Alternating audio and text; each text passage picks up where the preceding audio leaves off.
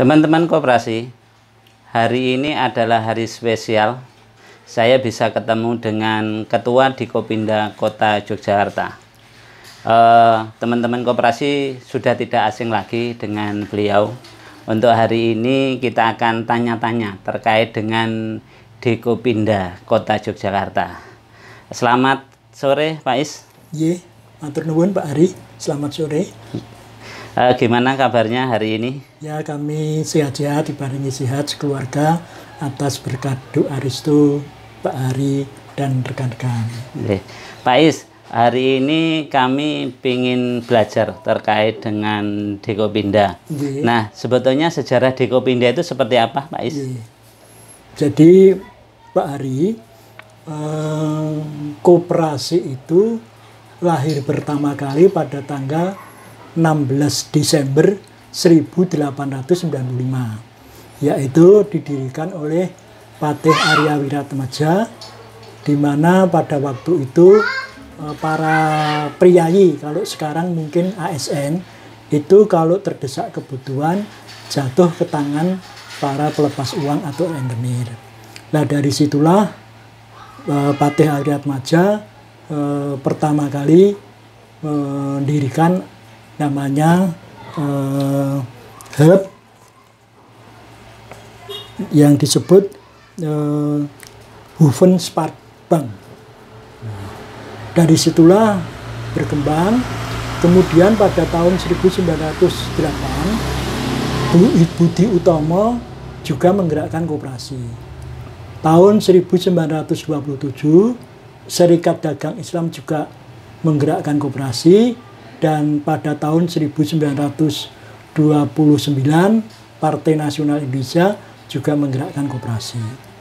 Kemudian ketika di zaman Jepang, maka namanya koperasi berubah menjadi Kumiai. Dan pada tahun 1947 Gerakan Koperasi di Indonesia mengadakan kongres yang pertama kali di Tasikmalaya pada tanggal 11 sampai 14 Juli 1947 dan menghasilkan keputusan-keputusan yang diantaranya bahwa Syarikat Koperasi Republik Indonesia (SOKRI) itu merupakan wadah satu-satunya gerakan koperasi di Indonesia. Dan pada tanggal 12 Juli atau 12 Juli itu dinyatakan sebagai Hari Koperasi Indonesia. Kemudian pada tahun 1953, Kongres yang kedua, SOKRI itu diubah menjadi Dekopin, Dewan Koperasi Indonesia. Begitu Pak Ari secara singkat. Terima kasih, luar biasa teman-teman koperasi. Pak Is menjelaskan tentang asal muasal atau sejarah Dikopin runtut dan dari tahun ke tahun. Pak Is, kalau terkait dengan kondisi sekarang sebagai gerakan koperasi, apa yang dilakukan Dikopinda di Kota Yogyakarta, Pak? Pak Hari, dengan kondisi yang sekarang ini, kami beberapa kali mengikuti webinar yang dilaksanakan oleh Dikopin. Salah satunya, banyak hal yang disampaikan supaya kita tidak perlu atau berkecil hati. Kita harus semangat, di mana semua upaya-upaya dilakukan, baik secara kreatif maupun inovatif. Di samping itu, kita juga harus memperhatikan kebijakan-kebijakan pemerintah terhadap koperasi. Di antaranya ada beberapa waktu yang lalu, kita harus mengadakan pendaftaran koperasi yang dilakukan oleh Dinas Koperasi UKM Tenaga Kerja Transmigrasi Kota Yogyakarta. Kita semua memahami, tidak pandang bulu dampak daripada COVID-19 itu. Namun, sekali lagi, kita ke depan Pak Ari, seperti ketika kami webinar dengan Dikopin Pusat se-Indonesia, dan yang terakhir kemarin dengan Dikopin se-Jawa, maka kita harus ke depan ini harus mengadakan apa yang disebut koperasi digital. Maka mau tidak mau menghadapi tantangan tersebut, kita gerakan koperasi harus secara bertahap melakukan proses digital. Gitu Pak Ari. Terima kasih Pak Is. Teman-teman, tadi disampaikan Pak Is bahwa kita harus tetap semangat ya, semangat dan harus merubah mindset untuk mulai menggunakan digital ya. Pak Is, kalau Forkopimda merupakan gerakan ketika menyerap aspirasi dari anggota seperti apa Pak Is? Jadi banyak hal kami sampaikan terutama di sosiali dan advokasi. Kami bisa menerima baik secara tertulis maupun lisan melalui WA, melalui fasilitas yang lain. Yang kedua, kontak kepada kami. Seluruh anggota Forkopimda, pimpinan Forkopimda siap menerima misalnya keluhan, aduan, masalah-masalah yang terjadi pada koperasi yang bersangkutan. Jadi kami juga mengadakan advokasi terhadap koperasi-koperasi yang bermasalah.